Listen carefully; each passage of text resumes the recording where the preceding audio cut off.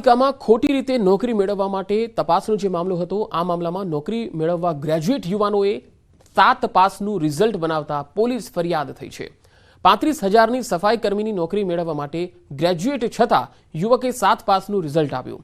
ધોરણ 12 ભણેલા 3 યુવક, એક યુવતી સહિત 5 વિરુદ્ધ ગુનો દાખલ થયો છે। અત્યાર સુધી 2ની ધરપકડ થઈ છે।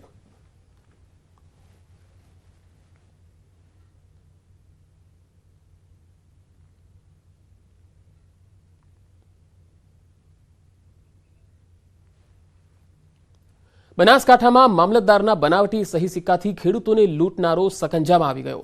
અમીરગઢ મામલતદારના બનાવટી સહી સિક્કા બનાવી 50થી વધુ ખેડૂતોને જમીનના હુકમો આપી દેવાયા હતા। દરેક લાભાર્થી પાસે 2.5 લાખ લઈ 1.25 કરોડનું કૌભાંડ આચરવાનું સામે આવતા અમીરગઢ મામલતદારે અજાણ્યા શખ્સો સામે ગુનો દાખલ કર્યો, જેને લઈને હાલ પોલીસે આરોપીને ધરપકડ કરી 3 દિવસના રિમાન્ડ પણ મેળવ્યા છે।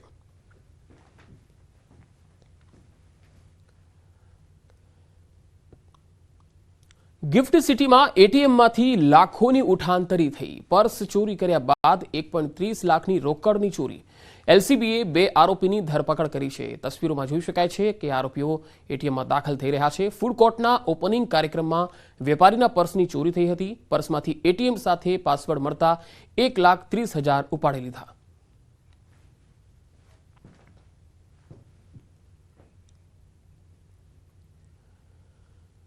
વડોદરાના વોન્ટેડ આરોપીની ધરપકડ થઈ છે સુરતથી। સુરત ક્રાઇમ બ્રાન્ચે મહારાષ્ટ્રથી ધરપકડ કરી છે। આરોપી ઉપર 10,000નું ઇનામ હતું। બોગસ દસ્તાવેજથી બેંકમાંથી લોન લીધી હતી। 20 લાખની લોન લઈને આ આરોપી ફરાર હતો। છેલ્લા 12 વર્ષથી તે નાસ્તો ફરતો હતો। આખરે સુરત ક્રાઇમ બ્રાન્ચે મહારાષ્ટ્રથી તેને દબોચી અને સુરત લઈ આવી છે।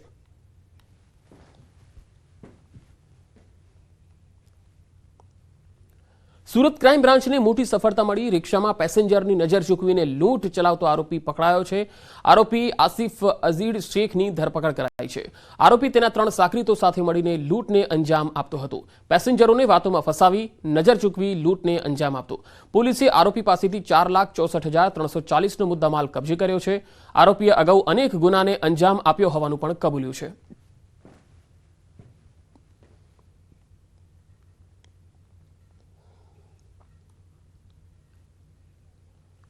શહેરકોટડામાં ફાયરિંગ સાથે નિષ્ફળ લૂંટનો પ્રયાસનો મામલો। શહેરકોટડા પોલીસે 2 આરોપીની ધરપકડ કરી છે। અન્ય 3 આરોપી ફરાર છે। મૂળ એમપી ચંબલની ગેંગ હોવાનું સામે આવ્યું છે। એમપીથી ખાસ લૂંટ કરવા માટે આ તમામ આરોપીઓ અમદાવાદ આવેલા હતા, જેમાંથી 2 તો પકડાયા છે, 3 હજુ ફરાર છે।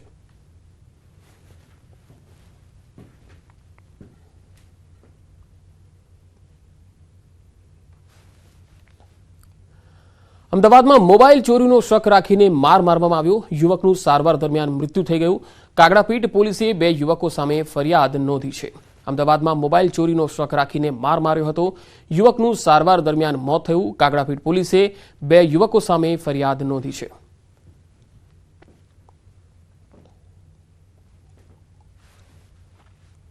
વડોદરાના જેતલપુર કાશી વિશ્વનાથ મહાદેવ મંદિરમાં ચોરી કરનાર રીઢો તસ્કર પોલીસના હાથે ઝડપાઈ ગયો છે। ક્રાઇમ બ્રાન્ચે આરોપીની ધરપકડ કરી લીધી છે। પોલીસે સીસીટીવી ફૂટેજ અને હ્યુમન સોર્સિસના આધારે રીઢા આરોપી શાહને આઝમને ઝડપી લીધો છે। આરોપીએ કાશી વિશ્વનાથ મંદિરમાં દાનપેટી જે છે એમાંથી તોડી 44,000ની ચોરી કરી હતી। આરોપીએ ચોરીના રૂપિયાથી નવો મોબાઈલ પણ ખરીદી લીધો। પોલીસે મોબાઈલ અને ચોરીના રોકડ 1810 આરોપી પાસેથી જપ્ત કર્યા છે। પોલીસના મતે આરોપી અગાઉ પણ અનેક ઘરફોડ ચોરીના ગુનામાં સંડોવાયેલ છે।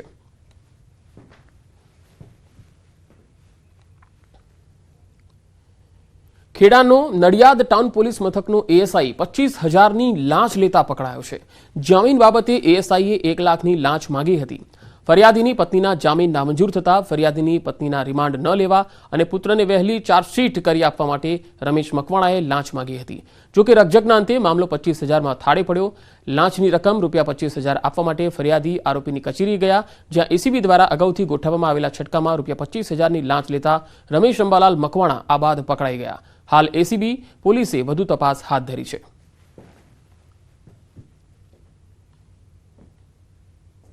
રાજ્ય સેવક પંચોને બોલાવી ટ્રેપનું આયોજન કરતા ટ્રેપ દરમિયાન આક્ષેપિત રમેશભાઈ અંબાલાલ મકવાણા કે જેઓ IUCAW યુનિટ ખાતે એક રાઇટર તરીકે અનારામ વ્યવસાયનો હોદ્દો ધરાવે છે. તેઓ તેમની ઓફિસમાં ફરિયાદીશ્રી જોડે હેતુલક્ષી વાતચીત કરી લાંચના નાના રૂપિયા 25,000 લઈ અને પકડાઈ ગયેલ. વિધાનસભામાં બજેટ પર સામાન્ય ચર્ચામાં પાટણના ધારાસભ્ય કિરીટ પટેલ કરવેરા અને તેની આવકને લઈને સવાલ ઉઠાવ્યા. તેમનું કહેવું છે કે જો સરકારે નવા કરવેરા નાખ્યા નથી તો કરવેરામાં આવક વધી કેવી રીતે? અંદાજપત્રમાં આવક 1.34 કરોડથી વધીને 1.49 કરોડ થવાની વાત કરી છે, તો સરકાર જણાવે કે નવા કરવેરા નાખ્યા નથી તો આવક કેવી રીતે વધી? જે આંકડા બતાવ્યા છે એની અંદર આગામી સમયની અંદર કરવેરાની આવક 1.49 લાખ થવાની છે, એટલે કે 15,000 કરોડ રૂપિયા વધુ આ આવક કયા કરવેરામાંથી આવવાની છે એ સરકાર બે મોઢાની વાતો કરે છે કે અમે કરવેરા નાખ્યા નથી, તો કરવેરાની આવક આ વધી કઈ રીતે? રાજ્યસભાની ચૂંટણી અધિકારીએ ગુજરાત વિધાનસભાને ચૂંટણી અંગેની જાણકારી આપી છે. રાજ્યસભાની 4 બેઠકો માટેની જાણ વિધાનસભાને કરવામાં આવી છે. ઉમેદવારી નોંધાવાથી લઈ મતદાન સુધીની જાણકારી આ પત્રમાં અપાઈ છે. રાજ્યસભાની 4 બેઠકો અંગે આ જાણકારી આપવામાં આવી.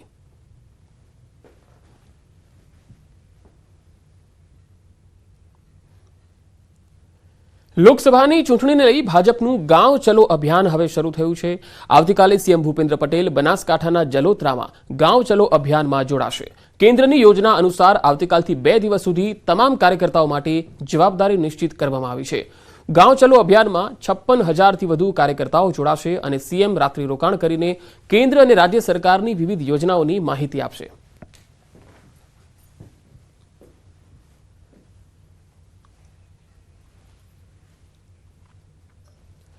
દાહોદમાં અકસ્માત રોકવા તંત્રની નવી પોલિસી. બાઇકની પાછળ બેઠેલા વ્યક્તિએ પણ હેલ્મેટ ફરજિયાત પહેરવું પડશે.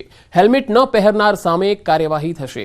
પ્રથમ કેસમાં 3 માસ માટે લાયસન્સ રદ થશે અને બીજી વખત જો હેલ્મેટ નહીં પહેરી હોય તો કાયમી ધોરણે લાયસન્સ રદ કરાશે. જિલ્લા પોલીસ વડા અને આરટીઓએ આ નિર્ણય કર્યો છે.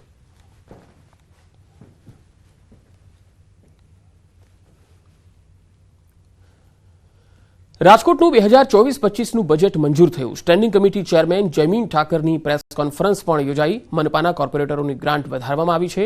મનપાને 2024-25માં 410 કરોડની આવક થવાની આશા છે. માધવરાવ સિંધિયા ગ્રાઉન્ડનું નવીનીકરણ કરાશે.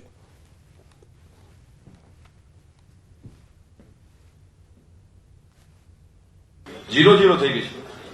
માર્ચ સુધીમાં 0-0 થઈ જશે. માર્ચ સુધીમાં 0-0 થઈ જશે. ભારતીય જનતા પાર્ટીના તમામ સભ્યોશ્રીને માનનીય પ્રમુખ શ્રીનું સૂચન હોય છે કે કોઈ પણ ગ્રાન્ટ બાકી ન રહે. એના માટે તમામ સભ્યોને માર્ચ સુધીમાં છેલ્લા 5 વર્ષના હું તમને આંકડા આપવા તૈયાર છું કે 0-0 અમે કરીએ. મેં એટલા માટે જ આપને કીધું છે કે આ વ્હાઇટ ટોપિંગ સેલની રચનાનું માત્ર ને માત્ર કારણ એ જ છે કે ક્યાંય ખાડા ન પડે. 15 વર્ષ સુધી બોર્ડની સ્ટ્રેન્થ જળવાઈ રહે છે. ગમે તેટલો વરસાદ આવે, કોઈ પણ ગમે તેટલા વરસાદની અંદર આ વ્હાઇટ ટોપિંગ સેલની અંદર ક્યારેય ખાડો નથી પડતો. એના માટેની જે યોજના અમે લઈને આવ્યા છે. વિશ્વ ઉમિયા ફાઉન્ડેશન, વીએચપી અને અખિલ ભારતીય સંત સમિતિ દ્વારા રામ મંદિરના કાર સેવકોનું આવતીકાલે સન્માન યોજાશે. રામ મંદિરમાં મહત્વનું યોગદાન આપનાર કાર સેવકોને યાદ કરી અભિવાદન કરાશે. આ પ્રસંગે અખિલ ભારતીય સંત સમિતિના રાષ્ટ્રીય અધ્યક્ષ અવિચલદાસજી મહારાજે જણાવ્યું હતું કે અમદાવાદ બાદ પાવાગઢમાં પણ કાર સેવકોના સન્માનનો કાર્યક્રમ રાખવામાં આવ્યો છે.